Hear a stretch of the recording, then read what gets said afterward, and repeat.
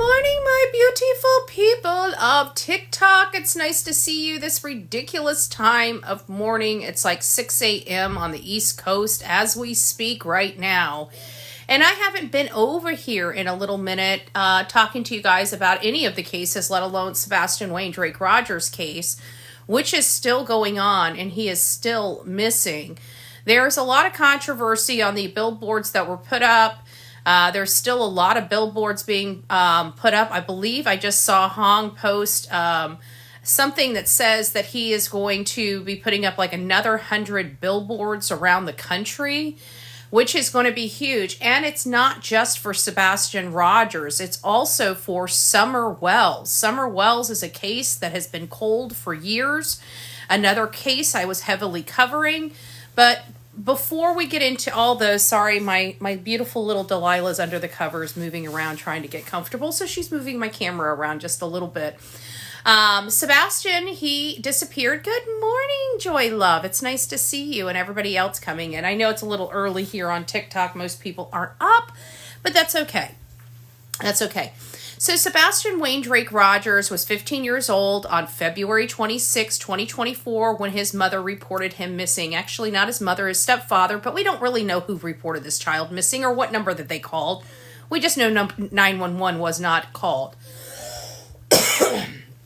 Sebastian has been missing for well over a year and has not been seen or heard from a third party since February 25th, around 6:22, when they were loading up in their vehicle and pulling out of the Texas Roadhouse parking lot. Many of you know that the mom and stepdad have professed that they would like people to look for their son, that they are very concerned about him, yet they don't bother looking for it. This is, you know what, I want some people to put into perspective this one thing. What would you be willing to do for your lost pet? Right? It sounds so stupid. But what would you, as a human being, willing to do for your lost pet? Shouldn't we, just throwing this out there to the world, shouldn't we expect just that little minimum of what people would do to find their lost dog to put toward their son? I mean, it sounds appalling that we as human beings would spend more time looking for our lost pet than these two people looked for their medically needy, missing son. I just want people to kind of put that into your brain and process that, because I didn't understand how much love I had for a pet until I got a pet. I have Delilah. And I got to tell you, I would be absolutely, utterly devastated if I woke up and my dog was missing. My dog. Not even a human being. Now, granted, I do like animals a little more than humans in some cases. So I get it. But shouldn't we expect the bare minimum? People don't look for things that they actually know where are at. Exactly. What is it? Melly Mac? It's nice to see you. Good morning. So I'm sitting here processing this stuff this morning, and I'm just like, I haven't been on TikTok for a while. I really didn't want to come here with like a presentation for you guys. I wanted to have like a conversation, because at the end of the day, I had somebody being disrespectful to me, and on social media, and I can't remember what they said, but it was basically geared toward Seth, right? The bio dad. And I don't even like saying bio dad. He's dad. Like, he's been in this child's life. He's been a good father. He's been there for all of his games. Animals over human free. Miss Unique, it's nice to see you this morning. Good morning. Just some people. I actually enjoy humanity. I think humanity, we have our good, bad, and our ugly, right? I try to find all the good of humanity and not the ugly, but we're in true crime, so we see all the ugly. And I think by seeing all the ugly, kind of, in my opinion, should help people be a little more human, right? We don't want to be like that, But I'm sitting here, and I can't remember exactly what was verbatimly wrote, but it was basically accusing Seth. accusing Seth of something to do with his son. And I had just had it. So I had like popped off, and I'm like, look, I don't understand where you guys are coming up with this stuff. He has produced his timesheets for his work. He's produced his timesheets for his work. He's been here. As opposed to two parents that have literally ran away from home to other states. They search more for a motorcycle than they did for their missing child, and then they take off to a frickin' motorcycle rally in South Carolina, living their best life, while Seth, the father, is over there with a face full of tears, his face in his hands, and just has been searching for his child literally since the day he found out his child disappeared. He didn't run away from states. He didn't leave the state. He didn't try to, we've seen Seth go through shit. He's been harassed. He's been called a pedo. He's had his address doxed. He's gone through so much trying to find his son. Yet he wasn't so intimidated to run away from home. Yet we have two military trained individuals, one that's trained in MMA fighting, which is Cathy, and they themselves are the ones that ran away from home because citing harassment. And, oh my God, I'm too scared. Our military trained parents act like that? Where did that military training, the hundreds of thousands of dollars we put into them so they run toward danger instead of running away from danger like little you-know-whats? Just saying. It's a perfectly good question.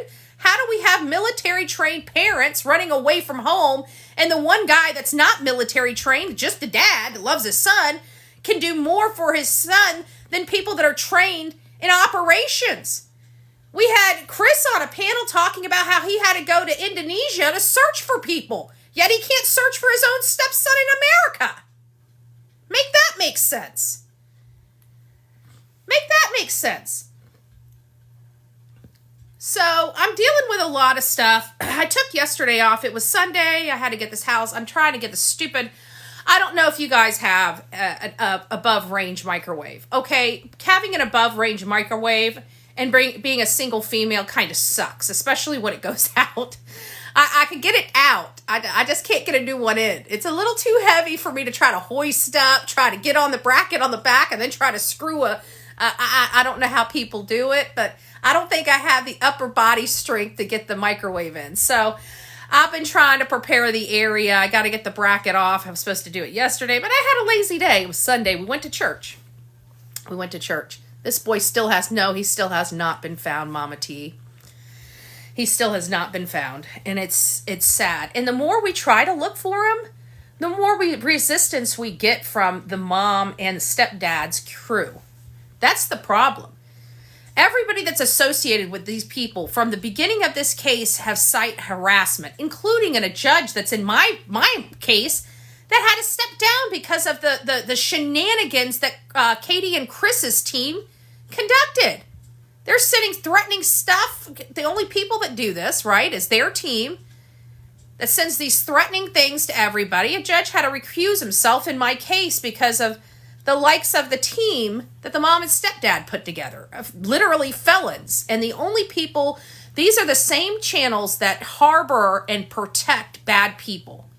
If you look at the cases for the last 4 or 5 years and you listen to the commentary from these channels have always protected the bad guy, always ran misinformation and disinformation campaigns online in an effort to help their trial. These people literally try everything they can to interfere in criminal investigations. And some of it seeped over here into TikTok, or, talk to TikTok. Some of these two creators over here that were completely bonehead and stole a lot of money from the people here on TikTok for Blipboards. I will tell you guys, I know we all have our hearts in the right places and we all want to do, help, especially on Blipboards and stuff. But here's my suggestion. If the content creator is really serious about doing that, they should be doing that before they start collecting money. Okay? If they're only going to do that depending on how much money they collect, there's a big problem there. Now, granted, some people can't afford to do things and then hopefully, cross their fingers and pray that, there's some support for it. And I understand that. But Blipboards, you can literally start a Blipboard with $50. Now, if a content creator does not have $50 to rub together to get a campaign like that started, or to show you what like you saw here, let me just show you. Let me get back to, I think I go the other way. Like these right here. If they can't show you what the advertisement's going to look like on these Blipboards, do you really think that they're really serious about these Blipboards? I mean, they should have provided some samplings of the Blipboards that they were going to install or put up before they came out with their handout. But everybody wanted to help. They were having this big campaign, and they raised over $20,000. I doubt $1,000 to $5,000 actually went into the Blipboard. This content creator literally stole the money that was supposed to go to this child for her own personal use. And to me, she defrauded people off the back of a missing child. And I want that to sink in. And no matter how you try to twist it, churn it, turn it, or present it, there's no way to change the fact of the case. A lot of money was collected and none of the money was spent.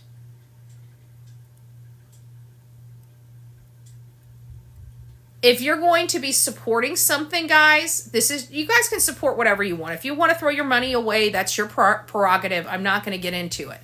But don't you think it would be a little more responsible if they presented something to you for that money? Like, this could have been very simple. This is what Blipboards look like, right? They could have had several designs to show you what the Blipboard advertisement was going to be. Aw, well, Miss Unique, you have a good night. God bless. God bless, hon. So we have a lot of things going on in Sebastian Raindrake Rogers' case. It is mostly drama-filled because the hate channels have to, beat everybody's head in to listen, to have their will their way. Oh my God, Chris and Katie are innocent. There's no proof otherwise. Just a bunch of lights coming out of their side of their house to an unknown car. Just inconsistent statements, just flat out lies. Let's just keep listing how we should just stop what we're doing because we're so far off base and Chris and Katie have nothing to do with it. Yet this is a medically needy child that she spit out of her, you know what, hoo-hoo. She gave live birth to this child, yet she can't strum up one frickin' tear telling people the reason why she doesn't have more photos around for him is because he takes stupid photos. She didn't even keep photos around her frown for her son of his pictures because she was ashamed of him. I know a lot of parents that have kids that are autistic that have, not the best photos because it's uncomfortable for them, but they still put them up because that's their baby. That's their child. And that right there shows you how ashamed of him she was. Who doesn't put their child's face? I mean, I got chicken scratch cartoons and coloring books that my grandchildren drew for me, and it's just a whole bunch of squiggly lines on the picture. You know what I'm saying? It is a horrible crayon, coloring book page that's definitely not within the lines, but it's my most prized possession. Right? Oh, crime stories obsessed. It's nice to see you over here, love. I hope you're doing well. Big hugs and kisses to you. Big hugs and kisses. If you guys don't know who Crime Stories Obsessed is, please go over there and sub up for her. I didn't even know you were on TikTok. God bless you. God bless you. But I'm just that's like I still haven't seen my grandkids since me and my husband divorced, right? I haven't seen them in quite some time because they're in Ohio. I don't even go to Ohio. When me and my husband got a divorce, I was on the road for 2 years. I haven't seen my grandchildren in a really long time. But I tell you what, the one thing that is my prized possession is that horrible coloring page on that's literally been on my refrigerator for literally 6 years. 6 years. I bet you I could go out there and pull it off the refrigerator right now and show you. 6 years. Now that they're older, will they probably color better? I bet you they will. But it was that horrible coloring with all the different colors on it. That was the sweetest little, drawing I had. So I just feel like this child, I go by my assessment. I made it early on assessment that I said that she started resenting her son. She started looking at her son as a defective person. She started feeling like he was a ball and chain around her neck. And it was helped and metamorphed into what it is because of Chris and his family. They were not kind to Sebastian. They talked to him horribly. We've seen posts, and they thought this was normal. And they thought that everybody was okay with it. Well, most of us are not okay with how they were treating him or talking to him. And they did this right in front of his face.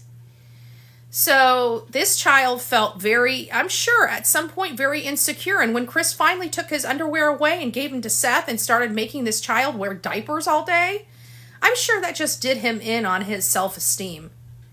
They literally robbed this child of everything. Chris and Cathy. They literally robbed this child of everything. They isolated him. They treated him like crap.